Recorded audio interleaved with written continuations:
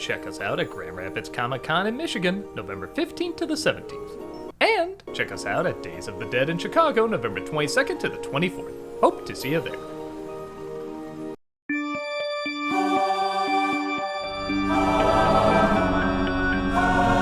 Who can make the sun die? Drizzle it with you. Cover it with blood and a severed head or two. The Candyman. The Candyman.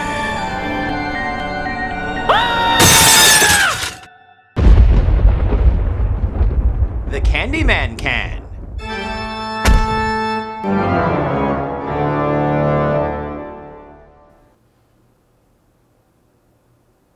Hello, I'm the Nostalgia Critic guy, remember? So you don't have to. You know, sometimes a person we see as an obvious asshole can be a complex, insecure, deep, fascinating person that has more layers than one would think. In fact, if you look deep enough, you might find some real humanity within. Other times, he's just an obvious asshole that you shouldn't give superpowers to.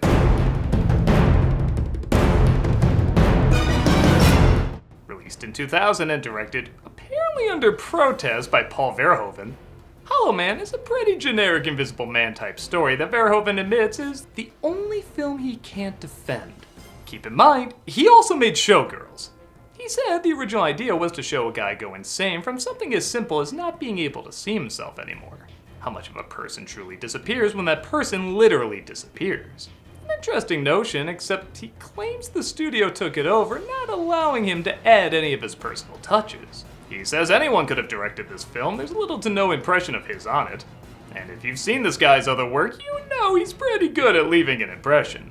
Perhaps the biggest insult of all, though, is that the idea of a guy with maybe a touch of a dark side being exploited to madness is replaced with an obvious douche who no person in their right mind would give this power to.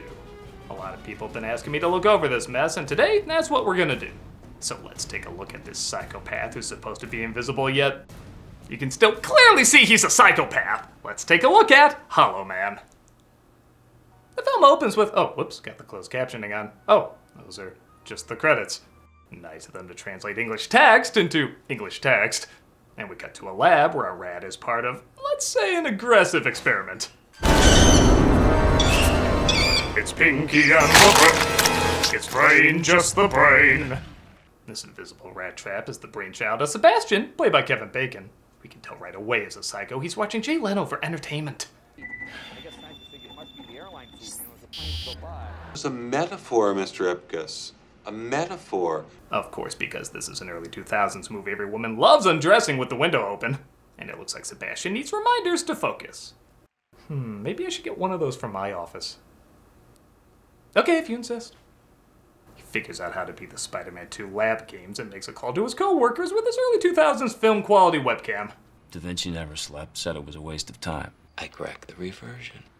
I hate you. Elisabeth Shue is Linda and Josh Brolin morphing into Pierce, Tom Brosnan Cruz playing Matthew.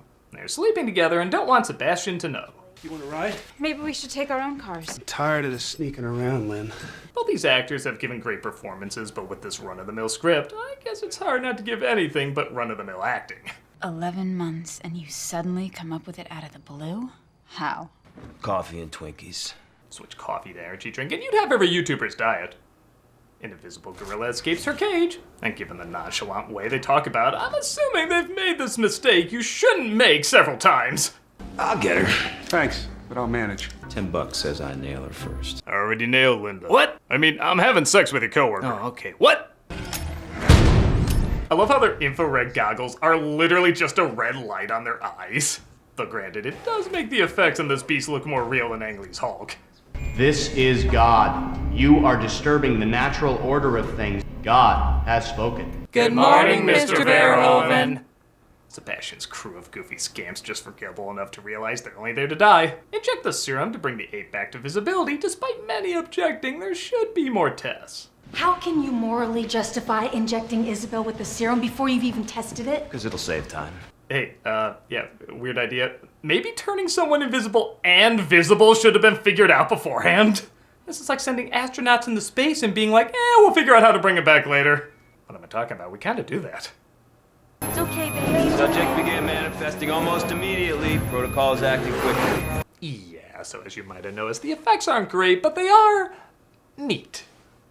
Okay, sometimes it looks like Amy from Congo animated by the guy who did Joseph and the Promised Land, but you can tell they did their homework and tried to include as much of the body as they could.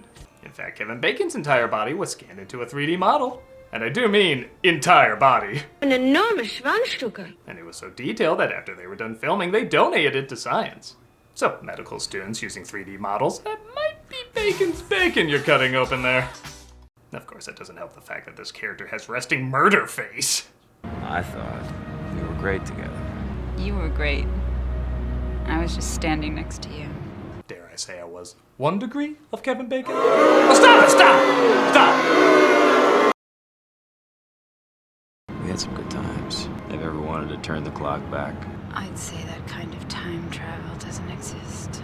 Well, that seems like an invite for a kiss. Wait, what? Or not? Well, she turned me down. Guess I better sleep with one of these. 4 years ago, this committee gave me a very specific and challenging task. They go to the Pentagon to say their experiment is a success, except Sebastian suddenly decides it's not a success. How have you solved the problem? I haven't. But we're close. Are you sure? Because we feel pretty invisible right now. I wasn't ready for them to know yet. You just lied to the Pentagon. Their project, but it's my dream, it's my vision. Make that man invisible. He's got our trust. No, that really is kind of it. He says he wants to be the first one despite completely lying to them, and they go along with it. I volunteered. They approved. You volunteered. Are you insane? As someone changing into Paul Giamatti and deciding halfway he wants to become Carrot Top, I'm concerned. I think the results speak for themselves. Do they, or do you just want to believe that? You know, honestly, Sarah, I thought you'd be happier. If we're gonna move forward, this is the next logical step. My God, could this guy walk, talk, move, and speak more obviously evil? If he got convicted as a felon, people would suddenly want to vote for him as president. Later, we find Linda, unlike this Josh Brolin movie, doesn't want to waste her Josh Brolin. You ever miss being with him? The concept of Sebastian is much more appealing than Sebastian himself. Every actor's quote signing on to this film. You know, it's not too late to change your mind. Again, another line actor said signing on to this film. Did you ever hear the one about Superman and Wonder Woman? Superman is flying over Metropolis. Yeah, it's the Invisible Man. It's the Invisible Man. We've all heard it. We've all been juniors in high school before. And the Invisible Man says, I don't know, but my asshole is killing me. Hey, did you hear the one about the road and the chicken? It was really avant-garde to the preschoolers I told it to. Also, what a shock this guy would be a sexual deviant when he turns invisible. The last thing he talks about is an invisible man screwing a hot woman. This would be like hiring Jeffrey Jones as a children's photographer. Ladies, please, this is science. Put some sugar on my ass and I'd be candy bacon. Again, can't believe I become evil in this. Mary's rolling. I just hope we're not making a snuff film. At this point, I'd just be thankful for a film. They inject him with Baja Blast and the serum aggressively starts to take action. And what'd you do on the film? Oh, I was the guy who animated Kevin Bacon's CGI dick. Oh, they had a whole guy for that? No, several.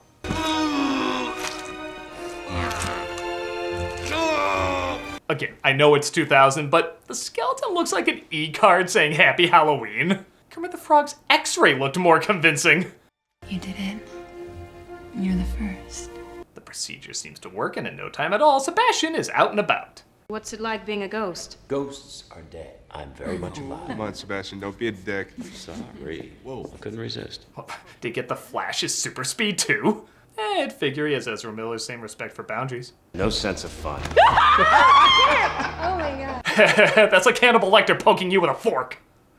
So remember, this was originally about a man slowly going crazy and eventually abusing his power. Okay, so slowly and eventually means the literal first night. This is really why you gotta get your push-up bras from Toontown. It holds up more than you think.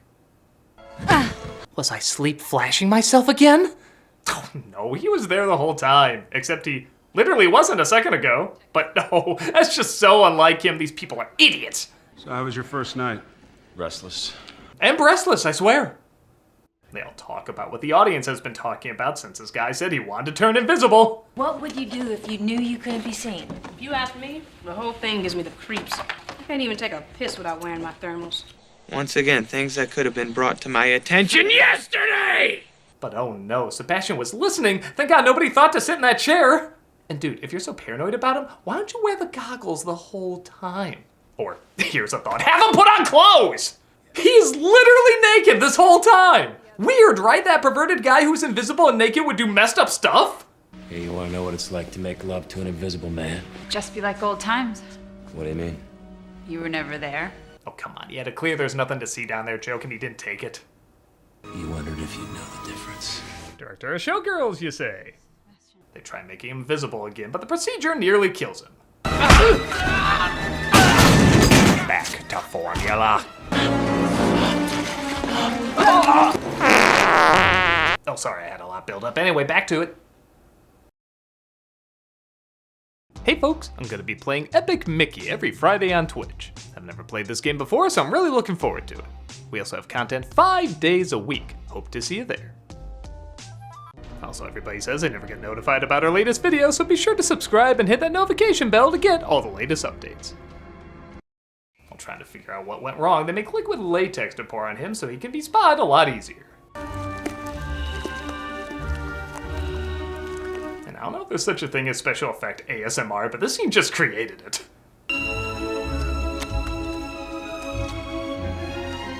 Alright, we just bake you for 14 minutes and you officially become Cake Man.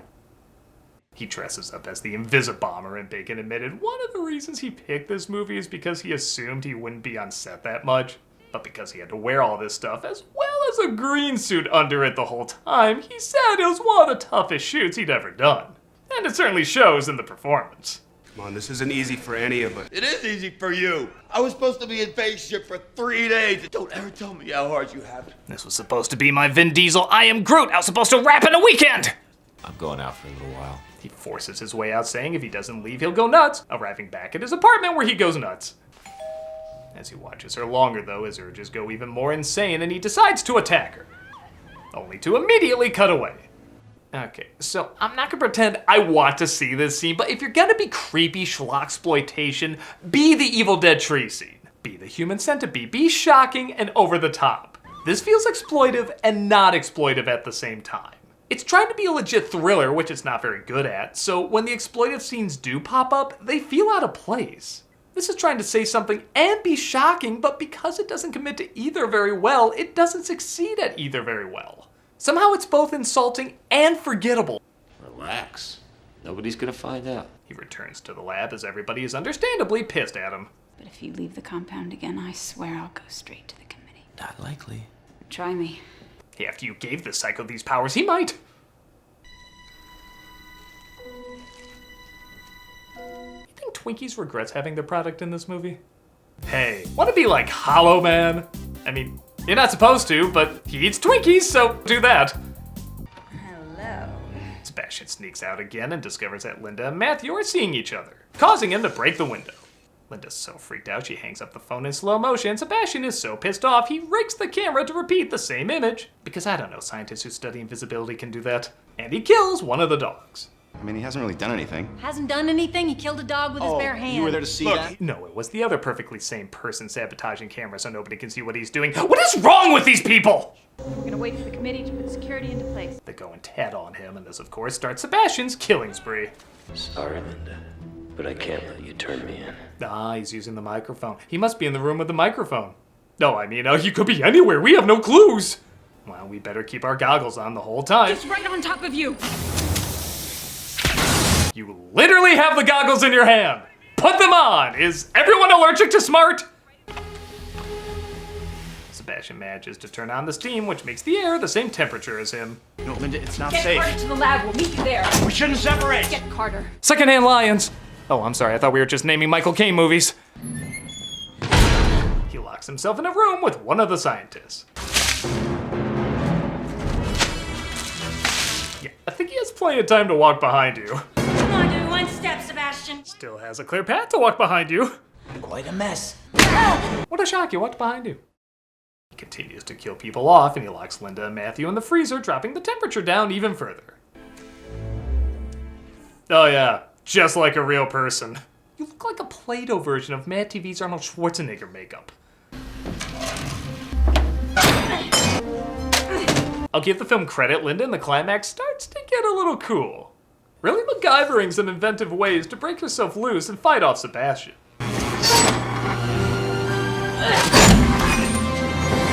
Batman! Yeah, I am Batman.